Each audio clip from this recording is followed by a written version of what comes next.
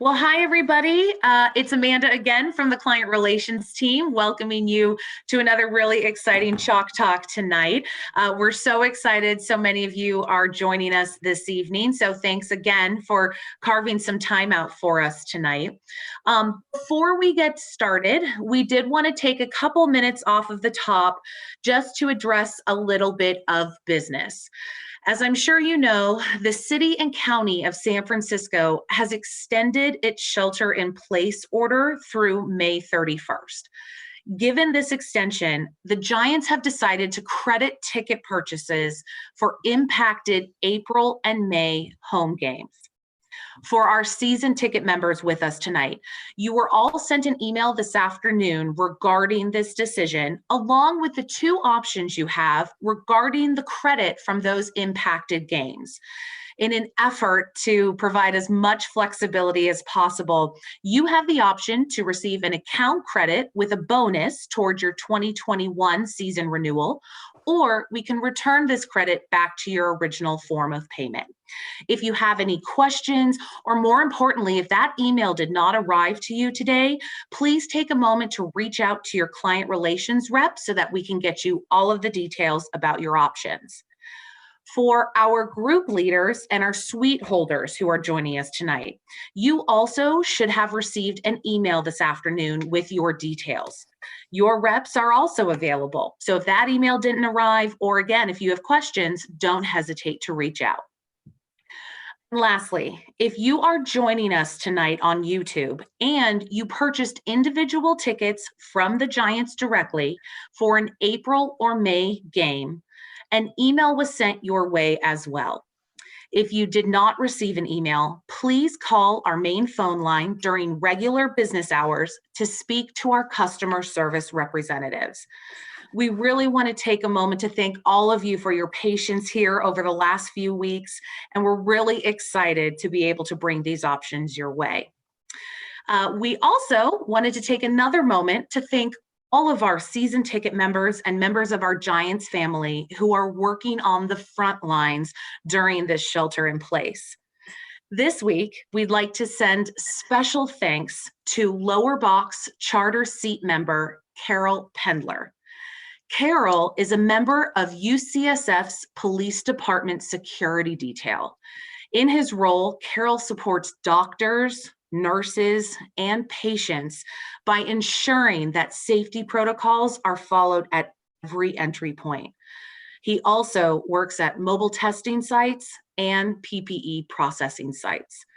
Carol, thank you for all that you do and for being part of the Giants family. Well, now that the business is out of the way, let me go ahead and turn it over to my friend, Dave Flemming. Thank you, Amanda. And good news. Nice to talk to all the Giants season ticket holders, Giants fans out there again. Hi, friends. How's everybody? Really good, Dave. No, good. What's changed since last week? Every day is the same. It really is. Except we're not going to have Kirk Reeder on tonight. So that's the only change that I can think of. Yeah. Well, we have another guest. We have another guest scheduled, not as surprise. Will Clark's going to join us, so that'll be cool. Old teammate of you too, all-time Giants great. John, how are you? Dave, I'm fine, and I was hoping you could tell me when the first game will be. It's kind of having a hard time. Isn't it?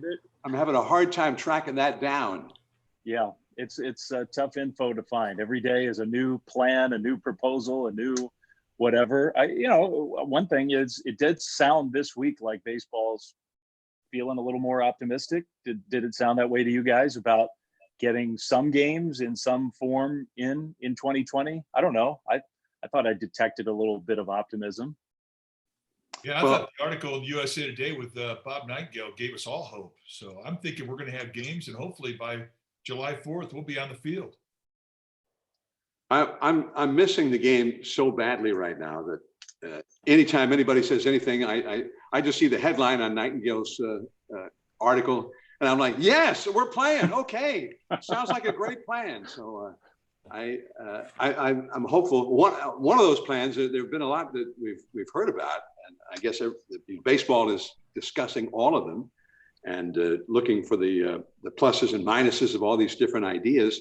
This one that Nightingale was talking about had teams actually playing in their home ballparks, not in spring training parks or whatever, but in sort of 3 different leagues, right? There are three different 10-team leagues based strictly on geography. So, which even that, because it's such an extraordinary emergency situation, I was immediately, and I like things kind of the way they are, but I was immediately like, oh, that's a good idea. Yeah.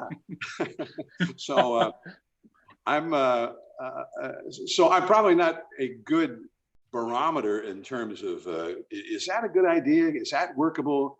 Or is that likely to happen? Because I hear it and I'm immediately, okay, great. That sounds good to me. Play ball. Totally agree. Yeah. Well, we'll see. But I was heartened too to hear that they were thinking about playing actual games in actual big league ballparks, even if it's without fans at the start, trying to see if they could figure out a way to do that, not just this Arizona plan or whatever. Anyway, we're all missing baseball a lot, so we're grasping for any news we can get on any front. I want to get this out of the way. I'm supposed to sort of be the host of this thing. Last week, I did a very bad job of asking fan-submitted questions. And we have a lot of fan-submitted questions ahead of time. You can submit questions during this chat. I promise tonight I'm going to do a better job of that. I promise. Dave, can I start Dave, with one? Yes. Dave, let me ask you something. Yeah. Who said you did a bad job? I heard that from several different people, actually. Well, you didn't hear it from us. I thought you did a great job. You were outstanding, Dave. Yeah.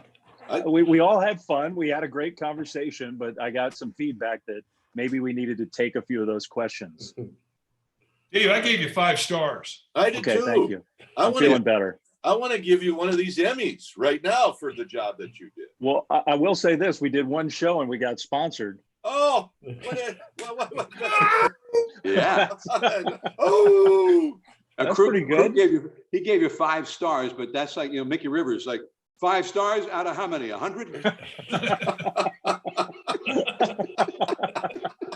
Well, I mean, what was the Mickey Rivers story? Reggie Jackson was talking to him, and it's a famous story. And Mickey was not buying whatever Reggie was selling, and Reggie says, "Maybe you don't understand. I'm a very intelligent person. I have 185 IQ."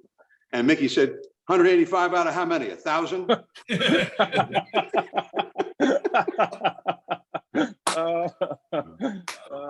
I thought you did a great job. Yeah, I did too. Grateful for you. You were our captain, and we followed wherever you go. That's where we're going. Absolutely. In the spirit of getting better, though, I'm going to start us off with a listener submitted. So a lot of the questions we got ahead of time this time are for Will specifically, or for you guys about Will Clark, who's going to join us in a few minutes. But there were a few sort of general questions at the start. One was from Mark DiGiorgio, a group customer, asking, what do you guys think of playing games in front of no fans? Maybe you already answered this, John. We all think any way to get any games in is a good thing at this point, but you have any extra thoughts on that for Mark? Well, I'm not excited about no fans. I mean, the whole excitement of professional sports, baseball or otherwise, is the roar of the crowd. And, that's what really attracts you to the game, that kind of excitement. And Mike and Duane, you guys would speak to this better as longtime players.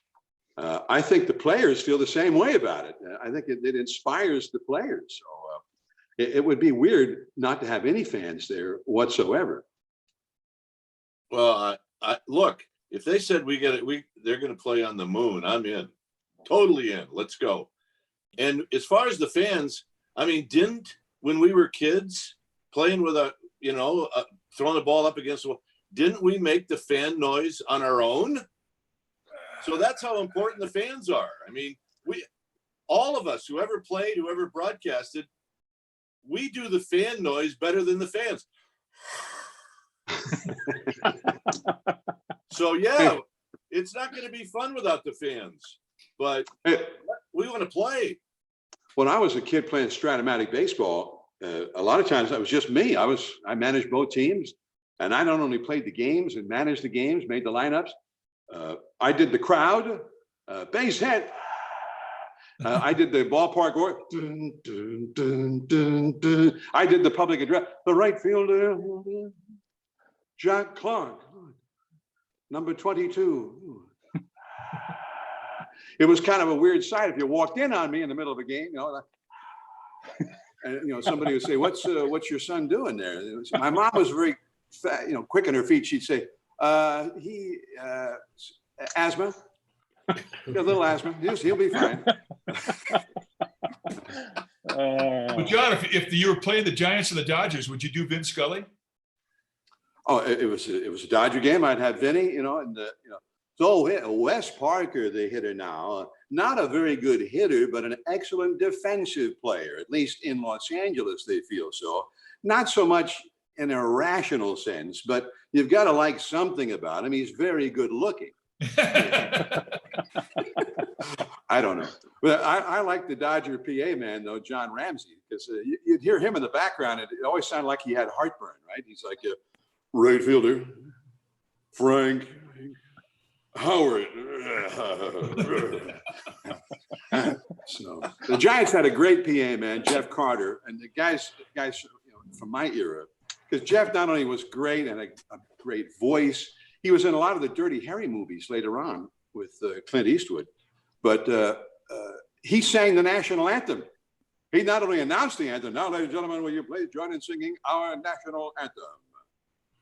Oh, say can you," and he just starts singing it. It was, I found out later, he got $40 a game as the PA man, but if he sang the anthem, he got 50. So it's like he had to, if he didn't know how to sing, he had to learn for that kind of money. His most lucrative 2 minutes of the day. Yeah. So that's a long-winded answer, Dave. Yeah. Well, we may have to get creative if we start with games with no fans. I don't know if that means piping in crowd noise or what we have to do, but we have to get creative. Pipe it in. Absolutely. No, you know what's going to happen? We're going to invite all the Giants fans to stand outside the stadium, beyond the right field wall, go to McCovey Cove, bring your boats, and that's where we're going to get our noise. Yeah. So you're good with them clustering, not abiding by social distance as long as it's outside the ballpark. Oh, boats. Okay. I can't imagine playing a game without fans. I can't. It's awful. I don't even want to think about it. But so Margie did it. We got to ask Jeff about to hear the Giants fans, and I do think McCovey Cove's going to go off. Yeah, good. You're right. I mean, you're right. Fun. It's fun. So Margie did it. What was that? A couple of years ago, a few years, I guess more than that. A few years ago, when they had to play a game on this in date. Baltimore. This is the anniversary of that game, I think. Wow. I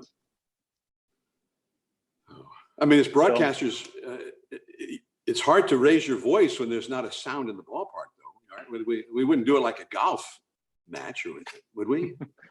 Here's the pitch. It's gonna be weird. I don't care, though, but you're right. I mean, we just want baseball. I agree with Kai. Let's just bring it on. And I do think once we get this thing back going, I mean, it's a prayer I say every day that at some point we get some fans back in the stands, because like John said, you got to have that energy. It makes the game. It makes every pitch, every play better when you have fans reacting to it. Well, through all of this, I've dreamed of that moment whenever it comes, when we have a normal, actual baseball crowd. Full stands next year, opening day, whenever it is. Yeah. What the emotions of that will feel like. I mean, I don't want to trivialize anything, but I mean, you think back to the things that have happened in American history and the events that have taken place after that, and the feeling that we're in public gatherings after those events. I think it's going to be a similar feeling this time. I do. Yeah, I agree. It's going to be a party. All right, should we sneak in? Well, we probably need to get to to our friend Will. This thing's moving along. That was one question. We killed 10 minutes. No, you're in charge, Dave. You're in charge. You can And make you're Will doing wait. it. It's And all right. you're doing a hell of a job, Dave. Ah, look who's There he is. Oh, There he holy is. Toledo. Hello, gentlemen. Hello. It's Uncle Ruby. Will. from How you doing, Louisiana. Remy and Uncle Duane and Adios Pelota and Mr. Dave? Hi, Will. Well, I'm going to introduce you formally. Okay. Dave asked me because I was your former roommate, just about how you kind of arrived on the scene. 1985 first round pick out of Mississippi State. And we saw your swing in the College World Series that year. And then in 1985, we needed offense. We didn't hit very well. And when you signed with the Giants, we saw your swing and we thought, get this guy up here now. You went to Fresno, you won the Cal League there. So let me give you some numbers here. 15 years, 2,176 hits. You hit 284 home runs, 1,205 RBIs. 4 times you hit 100 or more RBIs. And you became known in 1986 as the Thrill. So we formally welcome you here. And tell us what you're doing right now. You know what, Remy? I've been doing pretty much the same thing all of you guys been doing, just sort of hunkered down and, trying to stay safe and vigilant, but also at the same time, live your life. And, so been doing a lot of projects here at the house, and I'm kind of running out of those now. So Me too. Yeah. Me too. But, other than that, just, I kind of echo what you guys were saying about, the fans. It would be extremely weird, to get a ball game going with no fans. Now, before we really get started with Will, I do have to ask, because now we're seeing him for the first time. We're about to retire number 22 at our ballpark, and we've got Clark 23 behind you. Yeah, that's the College World Series Hall of Fame, and I was lucky enough to be inducted into the College Hall of Fame in the inaugural class, and they presented me with my jersey. So you were 23. We know you as 22. Did you want to stay 23? I actually wanted to stay 23, and Kruk knows the story, but I approached Jose Uribe and tried to get number 23 from him, and he said, "No, man, I don't give it up." So I think Murph just settled on, Jack Clark was 22. We'll give Will 22 as well. Well, you offered him a case of beer and a pound of crayfish, and he was not impressed. You ain't right. You ain't right. Yeah, looking back on that might not have been a good enough of an offer. I think we did Carlos Beltran. He was with us for 2.5 months, and he gave Bochy a really, really, really, really nice watch to wear his number for 2 months. Well, I tried to get it from Jose, but he was dead set. So, the way I looked at it was just a number. And, Mike Murphy was the one that was handing out the numbers, and he was kind enough to give me 22, and it just sort of stuck. So, Mike, you said you guys all wanted Will to come up right away. When he did come up the next year right away, what was your first impression of him? Well, we saw his swing in spring training, and we knew right away, we were hoping he was going to make the team because we just needed offense. We didn't hit it all in 1985. So, plus, in 85, we go to spring training, and we didn't have to answer any questions about losing 100 games a year before, which we would have had to do because we had Will. And all the writers were intrigued, and he was having a great spring. He makes the team, which, was an answered prayer for us. Roger Craig worked a great miracle on all of us. None of us believed the first day of spring training. By the time we left to go to Houston, where we opened up against the Astros, and then we were going to go to LA for 3, a tough 6-game road trip. And Will makes the club, and we were very, very excited about that. So, Rumi, everybody knows the story about your first at bat in the big leagues. You faced Nolan Ryan in Houston. You hit a home run. It was pretty unbelievable. But nobody talks about opening day in San Francisco. We come off that road trip 4-2. So tell us about your first game at Candlestick in a Giants uniform, a home uniform. Tell us what happened. We had got back off that road trip, like you said, 2 tough teams, and early in the season like that, you're facing everybody's number one, and it was a rough go of it. And we get back to San Francisco, and man, I just remember, taking batting practice out there, and just, it was so comfortable being in that batter's box and having the big, hitter's eye back there. And first game, I was able to connect on the old fastball out of right center. And so got one first game in Houston, and I got one first game in San Francisco. That's the one. You talk about making friends, instant hit. I tell you what, Mike, we were fortunate enough to be, you and I in the middle of a lot of good competition. And, the one thing you and I have talked about it, and Duane's talked about it for a long time, is we wanted guys that wanted the bat in their hands, or guys that wanted the ball in their hands during crucial times. And you and I both fed off of that. I know Duane did the same thing. And, when the clutch time came up, it was like, hey, give me the bat. I'm ready to go.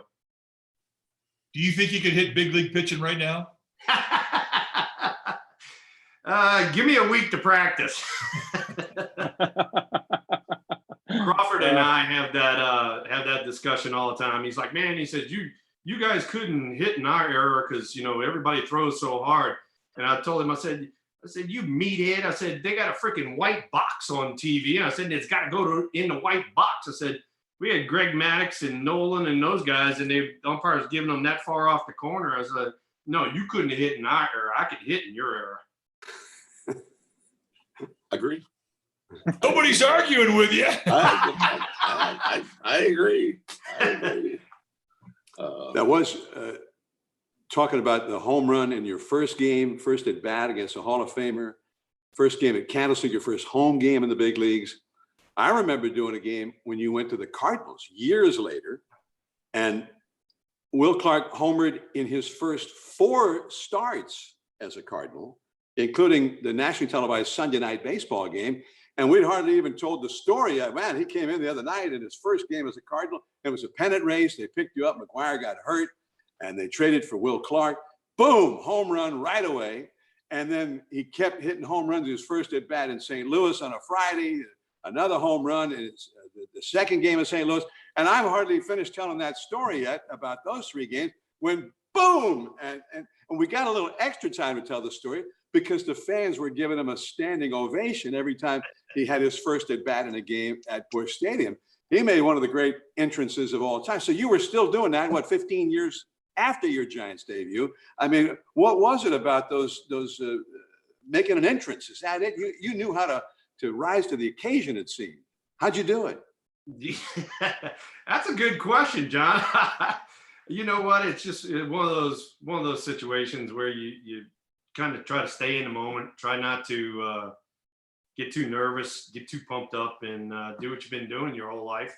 And it just so happened, for those instances right there, I was able to get a good pitch to handle, and thank God Almighty didn't miss it. And then when I decided it was almost time to end the career, my last at bat in the big leagues too, in the playoffs in 2000 was also a homer. So started with a homer, ended with a homer. Check you later. All right. And then Tony La Russa wanted you to come back. He wanted you to be back for the next year. But yeah, he wanted me to come back, but he said that Mark McGuire was having surgery, so it was either going to be as an outfielder or as a utility guy, and that's teaching the old dog new tricks thing. And so I just decided that it was about time, and as Kruk and Kite both know, wanted to be home and be daddy, be with our son Trey, who was little at the time, and we had seen a lot of progress in him with the autism and things. And so for me going home and kind of hanging it up, it really wasn't that tough of a call. And on top of that, as you guys well know, not a lot of people get a chance to say when they're going to hang it up. And I decided to go out while I was still on top. And that was true. You were on top. Seriously. You ever think about what kind of numbers you could have put up if you'd kept playing a few more? I mean, it was a noble reason that you decided to end your career, but I'm listening to Mike rattle off those career numbers, and I'm thinking you could have added on big time to those. You know, if I hung around, probably the big number would be like 300 homers. You know, I wasn't too far away from that. But for me personally, the number that I look at the most, and it's because of what Al Rosen always preached. It's whoever touches home plate more than the other guy wins. And so, you know, I was always a big proponent of driving in runs, and to have, you know, a little bit over half, I guess you want to say, you know, drove in a run a game. So that's, you know, that's pretty good stat right there in itself. And so, you know, the rest of the stuff, yeah, it would add on just a little bit here and there, but in the long run, it was just, you know, I had my time in the sun. It was time to pass it on to the next generation, like my roomie and Uncle Duane did. You know, you mentioned that first year Mike was talking about the special group of guys you had. We had a viewer question submitted about 1989. There's so many things we could talk about 1989, that special year, but one I thought that at least was fun. Jennifer Chan asked whether it's a real, actual, true story that you read Greg Maddox's lips in the playoffs before you hit your grand slam. Is that actually true? That is a true story. You know, but to add to that story, it was almost common sense too. My first at bat, he threw me away. I went to left field for a double. Next at bat, he threw me away every pitch, and I wound up hitting a homer out of right center. And then the third at bat, I mean, and in the meantime, we had Brett Butler and Pat Sheridan in the lineup, two left-handers, and he was pounding them in. So sooner or later, I'm going to see a fastball in. And so I was kind of almost going to be looking for it. And then when I was standing in the on-deck circle and I saw him say fastball in, I turned to Kevin Mitchell and I said, you saw what he just said? He said, what? And I said, it was a fastball in. He said, what you going to do? I said, I'm going to look fastball in. And it just so happened it was the first pitch. And once again, going back to what John said, thank God I didn't miss it. Well, you couldn't do it today and have a mask on. No kidding. They have gloves and all that sort of stuff. You know, and it was funny because, you know, the next year everybody comes to spring training, they put in their hand and, you know, in front of their face. And then a few years ago, Andrew Susak, who both of you guys know, he goes out to the mound, he's got his hockey mask on and he's covering his face up. And I go, Andrew, I said, nobody can see your freaking face anyway, and you're covering it up. I said, now we can't even hear what the hell he's talking about. People literally attribute that moment to that's where it really started. Yeah. Holding your glove up. Absolutely. Yeah, and looking back on it, I mean, I love Kevin to death, but I probably shouldn't have told him. Hey, bro, I want to ask you a question because you think about all the fights we had with St. Louis, and some of the greatest fights in Giants history were with the Cardinals. And you wore the Cardinal uniform to finish out your career. Was it a little weird walking in that clubhouse and putting that uniform on for the first time?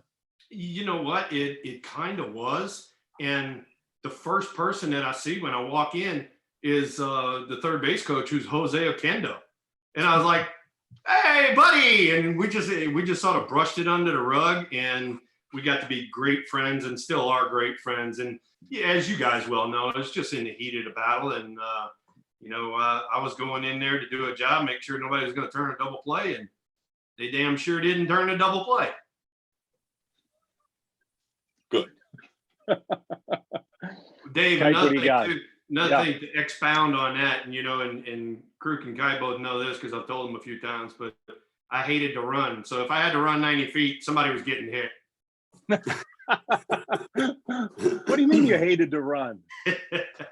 That was a necessary evil in my world. You like to trot. Oh, there you go. I like that one. No need to sprint. Kipe, you want to jump in? I will tell you one real quick Will Clark story. It's got nothing to do with anything that happened on the field. We finished up a 3-game series in Cincinnati. It was a family trip. And our kids and my wife and a lot of other families were on the trip. And we got to the airport, and there were such bad storms at the airport that we had like a 6-hour delay sitting in the airport in Cincinnati. And my son Cole was about 4 or 5, maybe 4. And he loved Will. And, you know, Will was great to all of our kids, certainly to Mike's kids. And we're all sitting around in one group waiting. And Will comes by and he says, Cole, let's go. And Michelle's like, why is Will taking Cole and the two of them are walking away from us? I said, don't worry about Will. He's fine. So anyway, after about 20 minutes, I got to find him, right?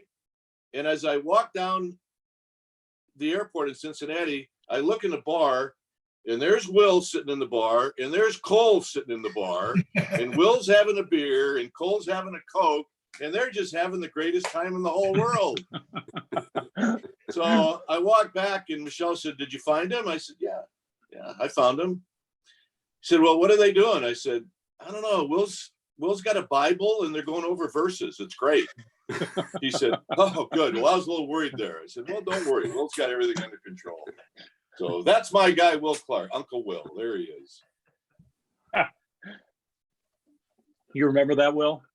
I do remember that. Cole and I had a great little talk. You know, I was the single guy on the team at the time, and it was kind of fun to not only, you know, visit with the kids, but also, you know, give mom and dad a little bit of a break so that they could have a little mom and daddy time and just talk, you know, without having somebody all up in their ear all the time.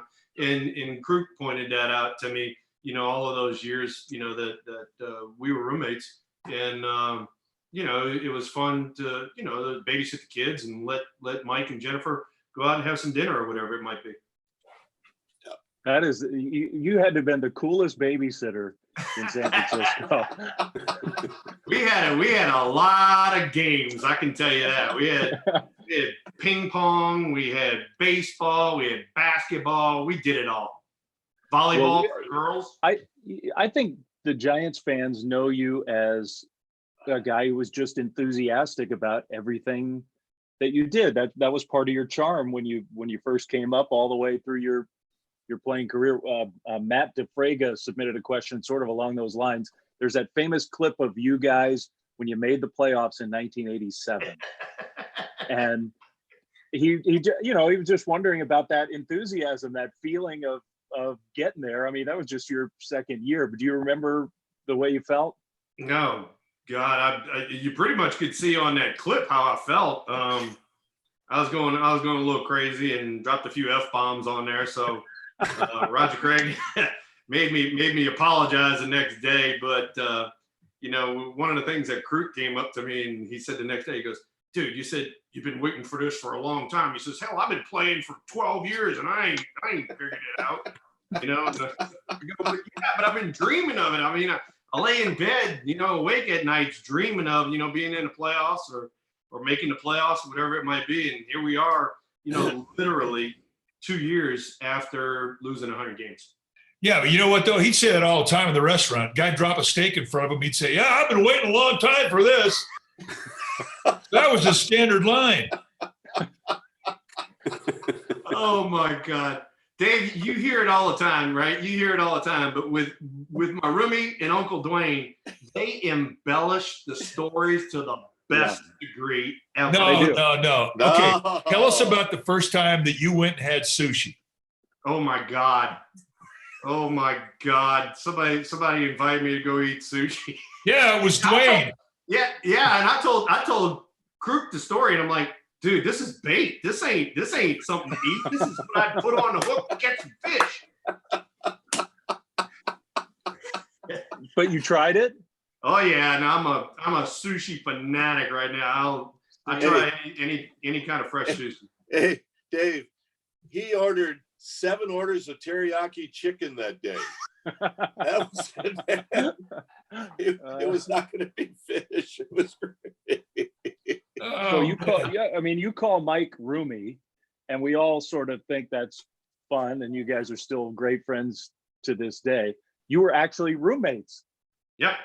Yeah, Mike generously, he and Jennifer took me under their wing, and they had a little, I guess you'd call it like a one bedroom shack almost and it was apart from the main part of the house. And he said, "You want to come stay with us?" He said, "You know, all you got to do is keep beer in the refrigerator." I said, "That's a deal."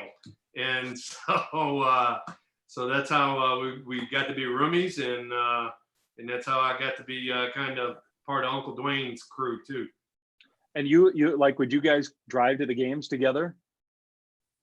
Sometimes yeah, and sometimes no, depending on, you know, if Mike, you know, had anything to do that day, if he was starting pitcher or not. And then because, you know, being a position player, I was going in pretty early all the time. Or if he John, had what a do you date. got? Oh, yeah, okay. Somewhere to go after the game? Something like that. Yeah. Yeah, Well, sure. those are other stories that are really good. Yeah. Those are really good. Plus, Will, why would you want to go to the park on the day he pitched? He was a miserable SOB when he pitched. It's like nobody wanted to be with him when he pitched. He was bad. You know what? That's the one thing about starting pitchers. They have their own, I guess you want to say, routine persona. You know, the day that they pitch, which is completely different than any other day. And Mike, you know, and this showed you just how much of a veteran he was. He took it extremely serious. He was focused the whole time. He didn't want to hear no talking. He didn't want to hear no playing. He wanted to go out there and focus on what he needed to do to the other team. And, you know, everybody gave him his space, and he went out there and dealt. And, you know, 1986, he's an all-star and 20-game winner. And, you know, I was fortunate enough to be there and watch all of it. Yep. Awesome. Mike, you were Ryan Vogelsong before Ryan Vogelsong. A lot of similarities, you know, which is why Vogie and I mean, I just love the guy because and I think he had so many more opportunities postseason than I did. And he's one of my favorite pitchers of all times because of his story and how he was released 3 times and his wife talked him into staying. That never happened to me. I don't know if I could have done what he did, but thank you. That's a compliment when you tell me that I remind you of him. Yep.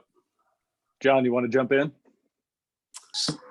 I often thought that maybe Will Clark should be in the Hall of Fame, and some people disagree, but I saw an article. In fact, if you had this guy hitting behind you your whole career, maybe you'd be in the Hall of Fame anyway. Is that Kevin Mitchell just come on? Mitch! Yeah. Gentlemen, what's going on? Holy We do have a surprise visitor. We look like we're all in quarantine.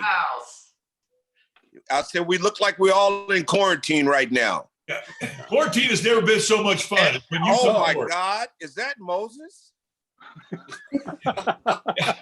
You know what? I'm going to perform a miracle. I'm going to part your hair right now. That sounds good, man. Please give me that. I would love a mohawk, though. Mitch, how you doing? You look great. Gentlemen, how you guys doing? We're Missing telling baseball. tales. Hey, ain't nothing wrong with that. You guys always been the best of tales. Yeah. So yeah, Let me tell our fans, I want to tell them your stats, okay? I talked about Will's stats. Please You don't played do 13 that. years, and you had 1,173 hits, and you hit 234 home runs, 760 RBIs. And I have a question for you guys. Between you and Will, who had the higher OPS? I did. Will? OPS, right? Yeah. I don't think Mitch walked as much as I did, so I might. Yeah, well, you might be right on that. The I was answer up there is your OPS was both 880. Ooh. Wow. Come You mean I was on. hanging with the thrill? Yeah, Boogie Bear. Go ahead on, baby. The salt and pepper. Oil and water, brother. The Pacific Stock Exchange. Hey, no doubt about it. You said it again. Say it again. Pacific Stock Exchange. Like Yeah. that. Like that. Damn. Mitch, you Remember remember when they first approached you guys with that? How'd you feel about that? The day we went and did that poster, I was kind of pissed off about that Why? because we had a game to play and they had us in those suits that didn't fit.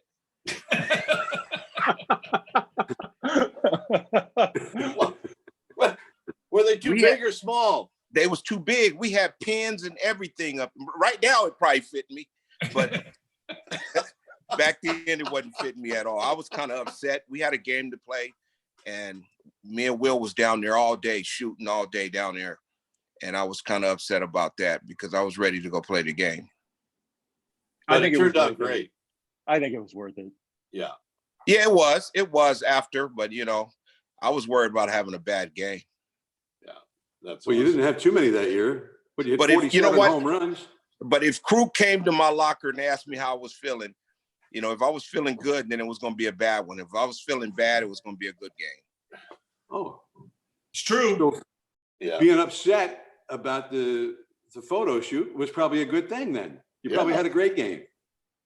I don't remember, but I pretty much was, I like getting to the ballpark kind of early, getting myself set and my mindset going. I think probably a lot of us was probably early to the ballpark every day. We was anxious to get there, especially that year. But you hit 47 home runs. You were the MVP. I mean, what happened that year? What was the key for you to have such an incredible year? And it was not a great ballpark to hit in, your home park. People don't understand that guy in front of me. I fed off of him. I competed against Will every day. He just didn't know it, but I was behind him competing. I had his back at every time, but I was competing against him. Well, think about it. You won the MVP and Will finished number 2. That's a pretty good 1-2 punch right there. Yes. That doesn't happen very often. I wish we could have split it in half. I always prayed when I pitched and you were playing third base that somebody would charge the mound. Because I never had to worry about a fight. But Kruk, we almost had one. Remember against San Diego when I got hit by a pitch and you had back spasm and you hit Chris Brown. And I came over and you said, "This is for you. I'm going out the game. My back is hurting me." I did. And because I thought we were going to have one then, but yeah, I didn't want Chris Brown to come out there. He'd have got hurt. Chris would, he didn't have a chance. No, you're right. So, Mitch, tell us about the very first day when you joined us in 1987 in Wrigley Field, and you didn't even have a name above your number. And I, my rookie year, I ran into Hackman out on the line running. I was with the Mets at the time, and I had a Walkman in my hand. And I was running the track, and Jeffrey Leonard came up to me and he said, "Rookie, come over here. Let me talk to you." He said, "We don't do things like that. Running with a Walkman." So right away, I didn't get along with Jeffrey Leonard. Then after that, I get traded to San Francisco, and I end up hitting. Roger Craig said, "Mitch, if you hit 2 home runs for me, I'll give you a white horse." Now, what am I going to do with a horse in the ghetto? So I ended up hitting the wall that last time, my third at bat. But Jeffrey Leonard was the only guy that didn't give me a handshake in that dugout. But then I got to know Jeffrey Leonard, what type of person he was. He's got to show this me mug, what I'm used to seeing every day where I grew up at. I got to test him. So I got down in the dugout by the bathroom and he gave me a handshake. He's like, he didn't want nobody else to see that was happening, but I tell you, it was a good time for me. At the time, I thought I was really giving up the game if it wasn't for Dave Trevecchi and Craig Lefferts. So, Will, what did you think about Kevin when he came to the Giants? He didn't like me. No, I didn't like you. I freaking loved you. I loved having you behind me. It was awesome. And well, I didn't really know I was going to hit behind you until Jeffrey left. Remember? Yeah, I know. But then you just settled in, man. You got locked in, and it was like you said, salt, pepper, oil, and water. It was just mixed, baby, mixed. And, one of the things, we talk about it all the time, and Kev would say, "You go, we go," and I'd say, "No, we all go, and you drive us in." And that year he just had a phenomenal year. But I got one story for you. We're in Pittsburgh, and Kevin's running low on bats. Matter of fact, he's down to his last bat, and he's been waiting on his bat order to come in, and he breaks it the night before. He got a little hairline crack in the handle, And so he comes up to me, he goes, Thrill, what are we gonna do? I can't, I don't have another bat. I said, give me a bat. I said, we'll take care of it. And so I went to the club, I got some freaking roofing nails, and I bashed some roofing nails in there. We put a bunch of pine tar on it, and I'll be damned if the first at bat he doesn't go upper deck in Pittsburgh. Yeah, bat with roofing nails. That's that. Come Hey, on. see, that's from building them country logs back there. You know, knew how he had that. What do you call the guy that hit the tower lights in the movie? What's that movie? Roy Hobbs. The Roy Natural. Hobbs, Yeah, that's him right there, Will Clark. Yeah, but I have to tell our fans, every time Mitch would hit a home run and he would hit him where nobody had hit him before, he'd come back into the dugout and we'd say, did you get all that one? He'd go, nah, I didn't get it all. I got Never once admitted that he got it all, ever. You don't want to tell your secrets, group. You don't want to tell them. The big thing that was so impressive about Kevin was, and you guys well know, because I mean, you broadcast there for forever, the ball didn't go out of left field at Candlestick on certain days. I mean, you can just put that in the bank. It was not going to go out. You had to hit a cannon to get it out of there. And he'd walk up there and hit a freaking 2-iron, and then you'd have the mad scrum behind left field, people diving out of the stand trying to get his ball. Oh man, I was a rookie when I came in there, and I was like, man, I hope I never play here.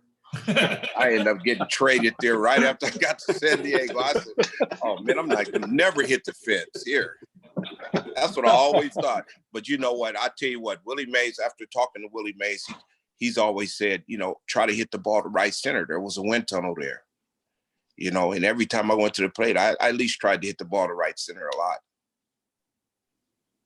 So that worked out pretty well. You know, it's funny, all those offensive numbers, all the memories, and I'm looking at these, Kevin, we get these, the fans can submit questions during these chats, and everybody wants to know about the barehanded catch. Forget the 47 home run, all the offense. Man, they want to know about the I catch. keep getting that all the time. Why is that? We don't I see it swung very the- often, I hey, guess. I didn't swing the bat as good as Will, but I swung the bat decent. You did. But you made one really great play that we remember out in the outfield. Hey, Dave, he, we talked about this earlier, but Kevin makes the barehanded catch in St. Louis, and he and I are sitting on the bench, and I'm just laughing. And I like looked at him. I said, you do know you'll be on like ESPN plays of the century for forever. And he goes, man, I just wanted to come in here and hit off a tutor again. That's all I wanted to do. I just wanted to come in. And then Terry Kennedy said, Mitch, do you realize what you just done? I said, man, I might not be graceful out there, but I try to get the job done. So I just wanted to hit, man. That was it. You know, I was just very fortunate to play with a great bunch of guys. Those two guys is with you now, Krukow and Clark. You know, and I'm really blessed to be sitting up here talking now after it's been so many years, you know, so I'm thankful for that. Well, we have had a chance to see you when we've come to San Diego a few times recently. We gonna see you more often now? Of course, you know, earlier I couldn't show up because of the injury that I had. So, but because my legs are I'm still doing some physical therapy as soon as all this stuff is over, but it's coming around real good. You know, I'm getting my weight back. I'm lifting the weights and doing what I need to be done, doing a lot of stretching and hopefully come around. But my golf game's coming around a little better too. So hopefully one day, I'm trying to hint to Will. Hopefully he invite me to his golf tournament one day. Will?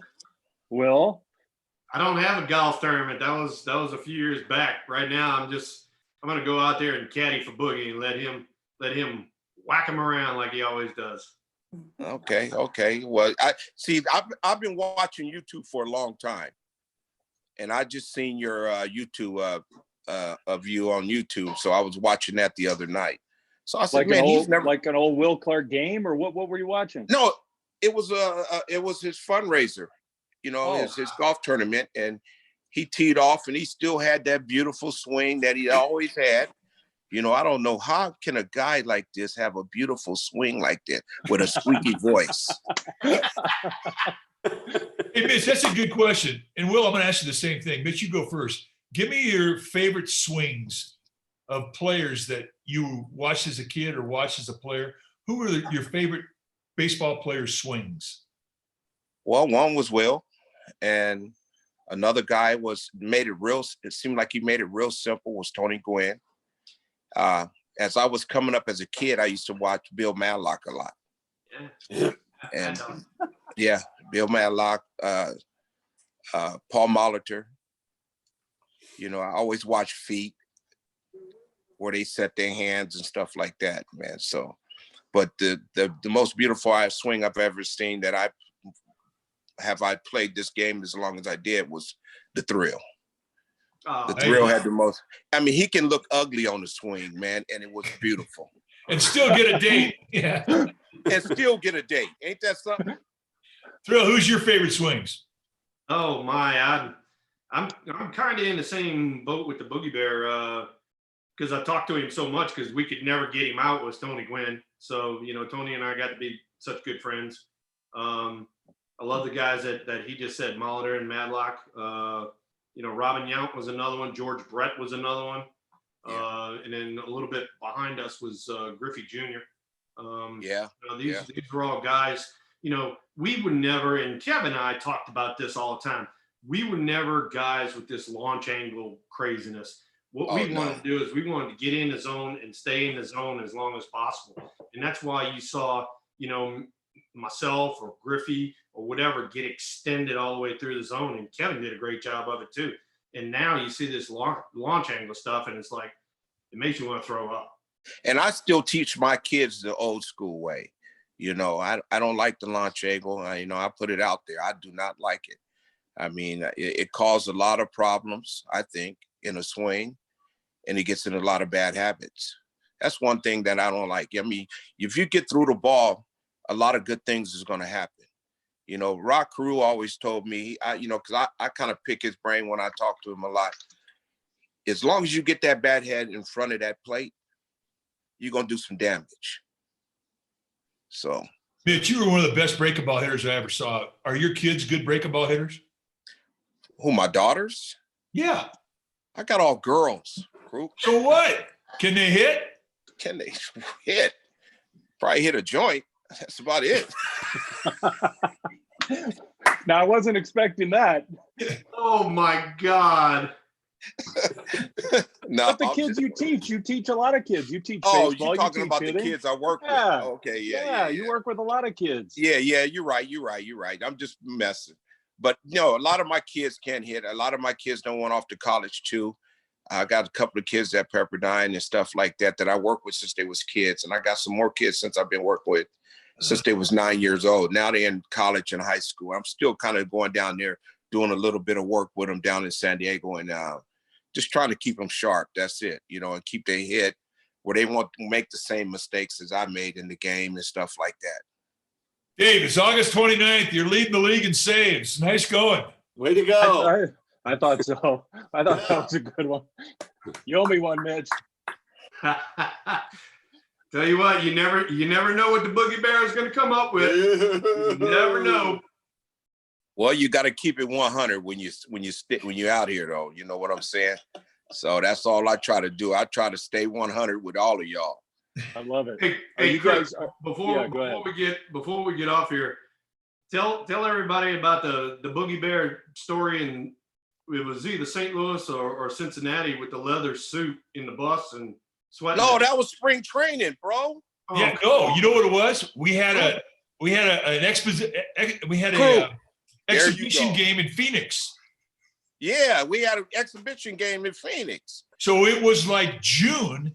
And me and Don Robinson was sitting in the back of the bus. And the bus air conditioning broke down. Now Mitch had on full leathers because we were, I mean, you know, he's styled. I mean, but he had leather pants, he had a leather jacket. We landed Phoenix, it's 1:10. We get on the bus, no air conditioning. So by the time we got halfway from the airport to the ballpark, the leather started to constrict. And he had to get it off. God knows what he paid for this leather suit. Oh, but he wanted to go to the trainer, getting scissors and cutting it off. Hey, that's the only way he could get it off. Looked like somebody just put a felt pen all over my leg. It was so stuck to me, man. They had to get it cut off, man. remember there was like 5 people with scissors trying to cut this leather suit off. You got to realize it's 110 outside, but it's 150 on that bus. Yeah. And I got off the bus, bro, and I couldn't even move. The leather was so stuck to my pants. I said, you got to be kidding me. To my legs. That was the funniest thing I'd ever seen. But it was serious. We had to get him out for he was overheating big time. Overheating. So there for a while, it was serious business. Oh man, overheating. That is too and good. Then it was just, I'm lucky we had brought some more stuff because it was a situation then, man. I was stuck. I thought I was going to be part of that leather on that bus.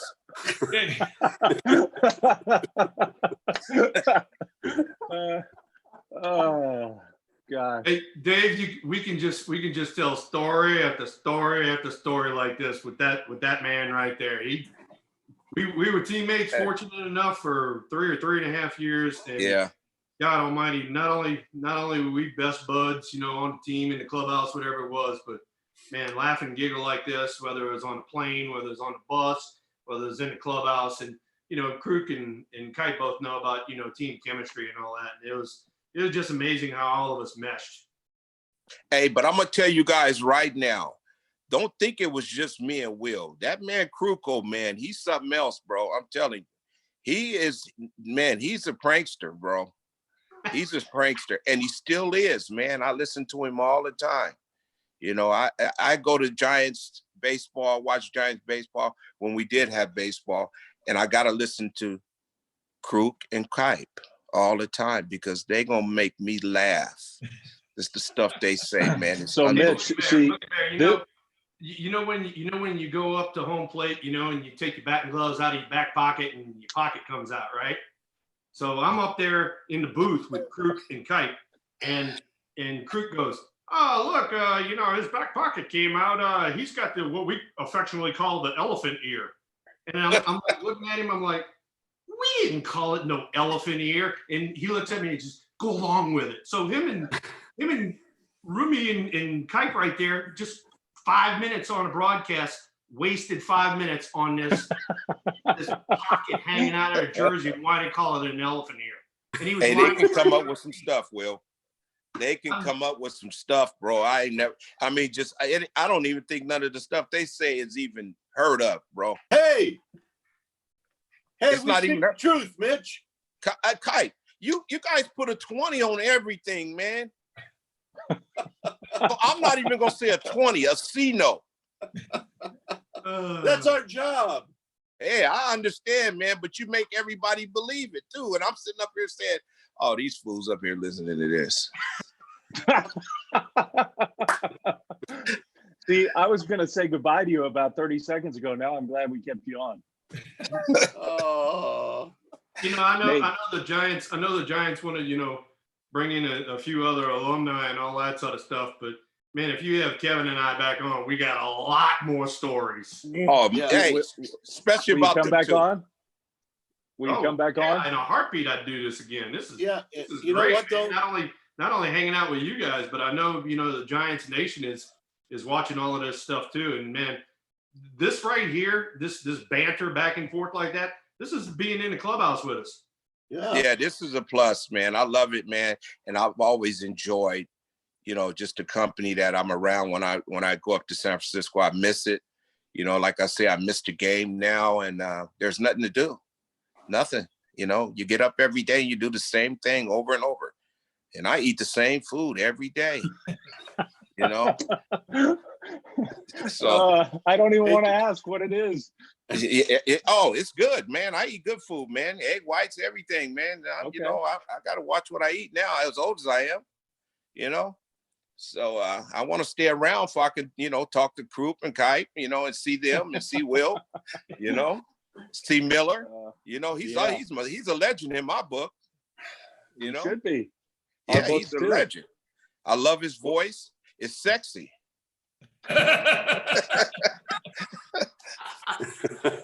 Well, thank you, Kevin. Thank you so much. Have you ever had your voice? Hey, Miller. Now you know who Barry White is, don't you?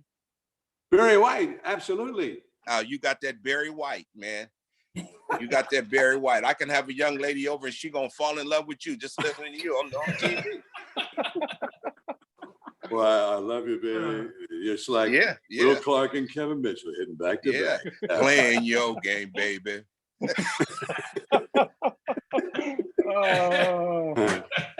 I miss you guys. We love you guys. We love you guys. Yes, most definitely. Thank you guys for having me on, and I enjoyed it. If you guys need me again, I'm here. We're going to invite you back, both of you.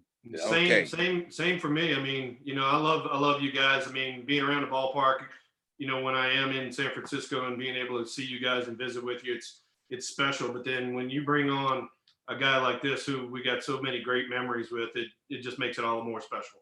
Same here. And to all my Kings, man, stay safe, man. Stay inside, man. So, enjoy life. Just like we do. Hey, just like we do on the baseball team, we act as one. Same thing right now, doing this, battling this craziness. We got to battle. We all acting as one. We'll get through this. And baseball will come back bigger and better than ever. Yeah, that's real talk. Real talk. I agree. Guys, thanks, we love you both. Stay safe. Talk to you soon. Going, guys. Thanks, all right, guys. take care. Thanks. All right. Will Clark, Kevin Mitchell. Pretty cool, huh? Oh my gosh, they were so much fun. And the banner would start the minute they walked in the clubhouse until the minute that they left. And it was just nonstop. I will say this, it's kind of like my mom on the phone. I love my mom. I love talking to her on the phone. But if you want to say goodbye, you got to plan like 10 minutes in advance. So, okay. So I need to get off at 7. I better start saying goodbye at 6:50. That's true. It's a good point. Those guys, they can talk. And, Will talks about, if we come back, we got a lot of other stories. But what he needs to realize is if they come back, we have a lot of other stories about them. So they better be careful what they wish for. That's all I can say. I'm looking at the two of them on the screen and thinking, the Giants, in even just the San Francisco Giants history, Mays and McCovey, Mitchell and Clark, Bonds and Kent, like there's something about those combos that the Giants have had. And there've been others too, but those guys are Giants royalty. It's a great combo. The other thing I was thinking about, Dave, is the Clark, the last name, and Will the Thrill, Jack the Ripper, and Dwight Clark the Catch. Yeah, 3 Clarks that have terrific nicknames, and it was great to have the Thrill here. It really was. It really is. When in 1990, the year after the Giants won the pennant, went to the World Series and whatnot, ESPN started televising baseball, and on Tuesdays and Fridays they televised a doubleheader, and I would finish a game in the East Coast and get home or back to the hotel or whatever. And oftentimes it was a Giants game from the West Coast. And I just wanted to know, well, when are Will Clark and Kevin Mitchell coming up? Because you didn't want to miss those at bats. That was going to be a very interesting inning and a tough inning for the pitcher. And you figured things are going to happen right now. And it usually did. Not too many teams had 2 guys like that hitting back to back in the lineup at that time. And I think as great a numbers as they put up, and you gave those numbers, Kruk, you also had to remember that was a real pitcher's era. There were a lot of good pitchers park, especially Candlestick. And there were some other ballparks they could have played in and put up a lot bigger numbers than they did. So I think their numbers could have looked a lot better than they did. And they look great as they are. Well, Mitch is 284 lifetime hitter and Will 303. I mean, that they had Will played 15 years, Mitch played 13. That's a great accomplishment to be able to hit for that type of average, especially guys with power. Yeah, and remember, not soon after, Matt Williams came up, and it became the 3 of them. Yeah. Now, what better 3 guys could those hitters be? So it was really a pleasure broadcasting when I first started out with that group. Yeah, great days. And fun. As you got to know today, I mean, they're not afraid to laugh and have fun, and they loved each other. They really did. They watched out. They had each other's back. They competed hard against each other. Great teammates. Yeah, they were. Yeah, I thought that was interesting. They were talking about competing against one another. Yeah. I mean, that happens in this sport, maybe more than any other sport, where teammates can be pulling in the same direction, but also competing against one another. And what's great, Dave, is they usually don't admit it until 20 years later. And who knows? Somebody's going to say, "Yeah, I competed against Buster Posey," but they won't say it now. Yeah. By the way, I think you're doing a hell of a job tonight. 5-star. 5-star out of how many? 5 out of 5. Ooh. Ooh. Any final thoughts before we sign off? We didn't get we got a ton of Will Clark questions, so I don't think we need to do any final questions before we sign off. You guys, we're going to do this every week. Right. I think inevitably the only question that people really want is, when is baseball coming back? Yeah. And we can't answer that, but we can hope. That's what we can do, is we can hope. We got one question asking Mike what's on the wall behind him. People are fascinated by the backgrounds. That's a rooster. Okay. And there's an artist up in, we got that in South Lake Tahoe. And I love roosters. So Jennifer and I, we kind of collect rooster pottery and, rooster sculptures and whatnot. But this was a guy we found that we really enjoyed it. And so it kind of hangs there in the office, and, I like it. Have you ever tried to paint a rooster? It ain't easy. Wait a minute. Don't you think Mike is kind of a rooster? This is from a peacock talking right now. He's kind of a rooster, right? What do they call it? A spirit animal? That's Mike's spirit animal. Mike's spirit animal is a rooster. Well, I never thought about it, but that wouldn't be a bad one. All right, it wouldn't be a bad one. You're right. Lots of hens running around. It's perfect. One of the premier collections of rooster art in Major League history. Mike. Oh! Look it up. Hey, I need another Quarantini, okay? Yeah, is that what you're drinking? Quarantini. Yep. Well, Yeah, I'm getting a little low myself. All right, couple reminders before we sign off. We do have some special stuff next week, so tune in next week. Orange Friday at home. You guys are doing this, right, Duane, Mike? I don't know. All right. I think. Oh, yes. No. Yeah, we're in. No, that's not you. Okay. Giants Facebook, Twitter, YouTube, 1:00 on Friday. No, that's not you. No. Okay. Well, the Jonathan Sanchez no-hitter is going to be our Orange Friday at home this week, which is a really cool watch on the Giants stream from July of 2009. And then you both were guests on the Mark Willard podcast. Is that right? Inside Giant Moments. Yes, for 4 hours. You talked for 4 hours? Well, it seemed like it. Yeah, it felt like it. So what a great tease that is. This thing drags on and on and on. You won't want to miss it. But anywhere you all can get podcasts, Mark Willard's doing a good job. Lots of Giants greats. John, have you been on that podcast yet? When's the Sanchez no-hitter going to be televised? It's on 1:00 this Friday on sfgiants.com, on Giants Facebook, Twitter, and YouTube. So on all those platforms.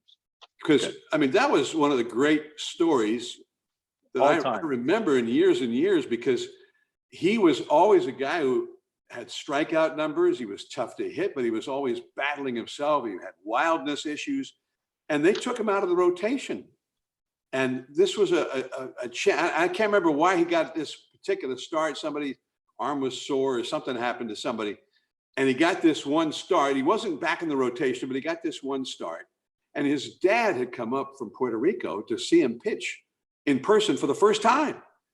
And he pitches the no-hitter. I mean, it was just a heartwarming scene after the game. His dad came to the dugout, and a warm embrace, and he had a couple of moments with his son, and something to the effect of, you did it tonight, what you tried to do, and you did it, and you'll be in there from now on. Congratulations. And he gave a little pep talk and whatnot.